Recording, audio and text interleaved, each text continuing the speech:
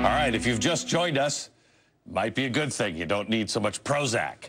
We've been talking for the last half hour about the things that are happening over in Europe and what Greece is about to go through and how the unions are involved and how the coming insurrection. This is a book written by 12, it's called The Invisible Committee, 12 communists that, I mean, it's a frightening, frightening look at the world. By the way, Michael Moore read this book over the summer. This is fantastic. The coming insurrection. There are people here and around the world that would like to fundamentally transform things. The question is, with the amount of debt and the trouble that we have, how do we turn this around?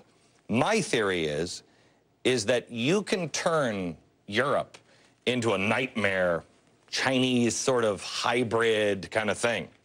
You can't do it here in America because we have freedom bred into us. We have our founding fathers. We've gotten so far away. That's what the Tea Party is about. We've gotten so far away from the founders' original idea, the original American experiment, but you can't even recognize what we're doing anymore. And that's what people, you'll never snuff that out. Brian?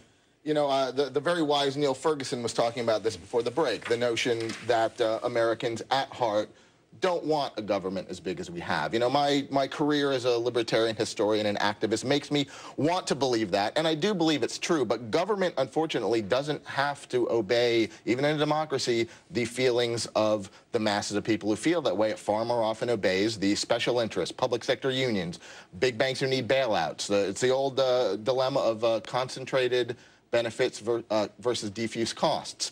Government, so far, seems to be costing most of us just a little. It benefits a certain select group a whole lot. That group ends up manipulating the reins of power. What's about to happen with the sovereign debt crisis that we're seeing it in Europe now, we're going to be seeing it in America soon. Moody's is already telling us that America's AAA bond rating is at risk with how much we're spending.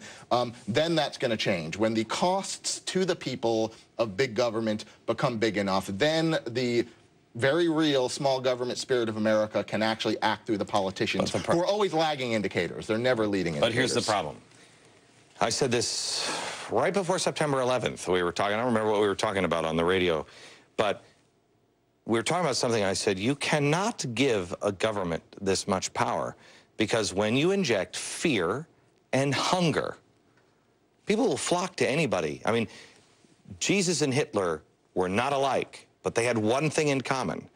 They could look somebody in the eye who was hungry or worried or frightened and say, I have the answer, come follow me. And they did. One used it for evil, one used it for good, but they had that in common. You're going to, if this thing shimmies apart, you're going to have good and evil stand up and say, I got a plan, come follow me. It depends on how hungry we are. If we lose our, do you believe we'll lose our Moody's status, our AAA rating? Well, Moody's is, I believe, a U.S.-based company, so we'll have to see what they do.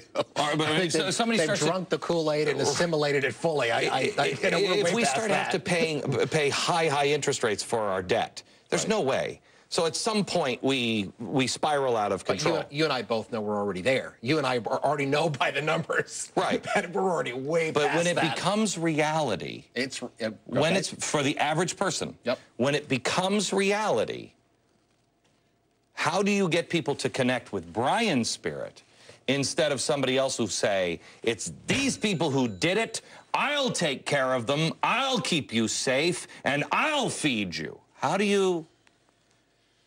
You know, I think you get to that point. When is change possible? Here we have westernized economies not working, on the verge of collapse. Here we have the United States really already collapsed, but kept afloat by the printing presses. How long do you keep all that game going till the tumor inevitably kills the patient and you have social upheaval, social uprising, riots in the streets, and revolution? When does that moment come? And when is that moment in time where actual change is possible? And it is in that moment of collapse. It is in that moment post-meltdown that change actually can take place. How do you have a career? How does this guy get on television and say this stuff and have a career? I mean, listen to what you're saying. I'm on the Glenn Beck show. You know what? Dame is totally bumming me, and I'm sure all of us out. But he's right. Neil said before about forestalling the collapse. Yeah. I would argue that maybe collapse is a scary thing, but we've got massive amounts of debt in the planet that will never be able to be paid off. Yeah, I believe you're more likely. You're more likely in America. You're more likely to have that scenario than the, what does the president say now? We're past this. Right. We're past this. We're the worst is behind us. When that happens, the ownership of lots of things is going to shift in ways that are going to hurt a lot of people. But it also helps to remember that every morning here on planet Earth, this is my Pollyanna talk, 5 billion people wake up with a set of skills, knowledge, resources, labor, and 5 billion same 5 billion people are waking up with the need for services and consumption. And that in a realm of freedom that these things are going to work out well. Right. We need government. We need people to realize, and crisis moments, you're right, are the best time to convince people. And I don't know if we're going to convince them the correct way, that it's not about government borrowing and borrowing and borrowing to give you whatever you think you need, but it's about government just creating an incentive structure, an environment in which we're allowed to invest and save without it being crushed. We're allowed to keep most of what we earn. And also that we can't be physically harming or stealing from others while we do it. Right, the basic thing government does. And that's a great incentive structure for living.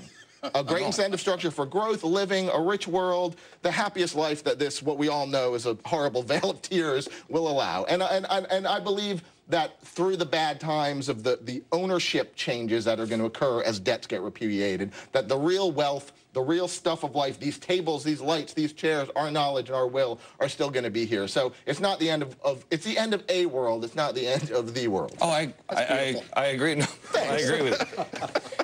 Obama, everything's going to be okay. Back in a minute.